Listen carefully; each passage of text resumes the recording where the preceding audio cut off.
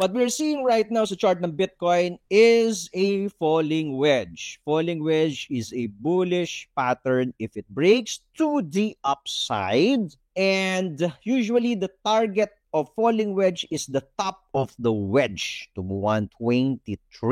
Ngayon, hindi naman yan didiretso dyan because it needs to break certain key levels like ito po 113, 117, 118 area, and the 120, 125. Okay, so yan po yung mga kailangan nating biyakin. So sabi natin, it's bullish if it breaks to the upside. So kailangan po muna bumasag ito, yung kandila mag-close above and confirm. Yung next na kandila, bumasag, mag-trade above. And then what you're going to see, pag bumasag yan, magfo-form ka ng trend po. Form ka na ng uptrend, basag ka na, higher lows, higher highs, break of structure, mga smart money, pang matalino ng konti. Smart money, break of structure, yung mga kailangan titignan. Kasi kung halimbawa, ito bumabasag. Sa 4-hour chart po ito tapos wala namang confirmation, binalik ka. Baba ka na naman. Yung pala dito babasag sa ilalim.